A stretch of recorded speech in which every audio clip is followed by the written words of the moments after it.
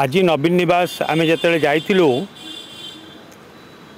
से नवीन बाबू उपस्थित रे नवीन बाबू गोटे मीडिया को गोटे तांकर वक्तव्य रखिंट जोटा कि आपण मैंने वर्तमान टीवी रे मध्य देखुथिबे। नवीन बाबू वक्तव्य बा वार्ता या थिला कि बिजु जनता दलर नेतृवृंद माने जेहेतु आमर एत बड़ पार्टी ऑफिस शंख भवन रही शंख भवन में बसिकी तांको दलीय कार्यक्रम आलोचना करंतु। द्वितीय कथा थिला कि प्रभात त्रिपाठी विषय रे से कही कि प्रभात त्रिपाठी बिजु जनता दलरू एक्सपेल होती जहाँ को ऊपर चिटफंड आलिगेशन थिला एवं से आम दल रे नहांती। तृतीय कथा होची श्री भी के कार्तिकेन पांड्यान श्री कार्तिकेन पांड्यान जे सरकार रे रही कि अनेक भल काम करिसंती किंतु से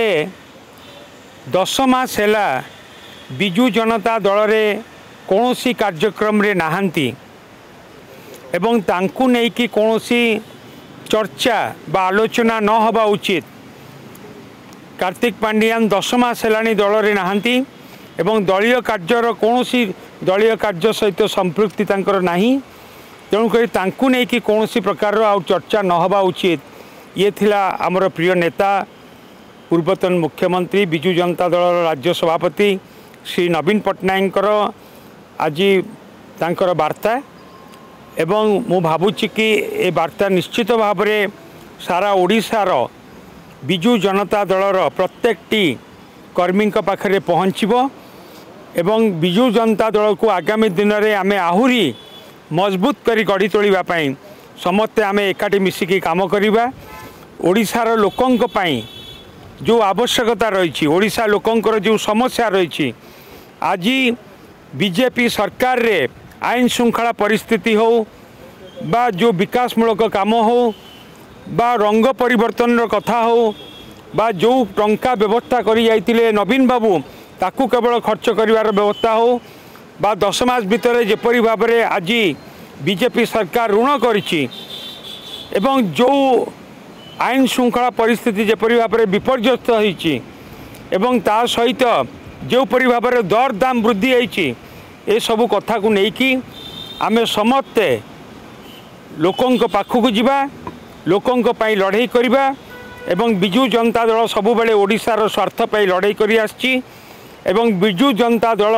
लोकंक स्वार्थ पई सबु बेले लड़ाई करछि ओडिशार स्वार्थ पई लड़ाई करछि। आमर ए लड़ाई आगामी दिन में जारी रहिबो।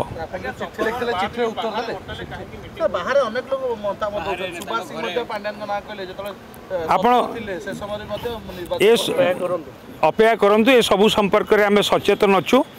एवं आमर प्रिय नेता उचित समय उचित पदक्षेप नेबे एवं आज जो वार्ता देइचंती निश्चित भाव में समस्त मन भितर जो प्रश्न थिला से प्रश्न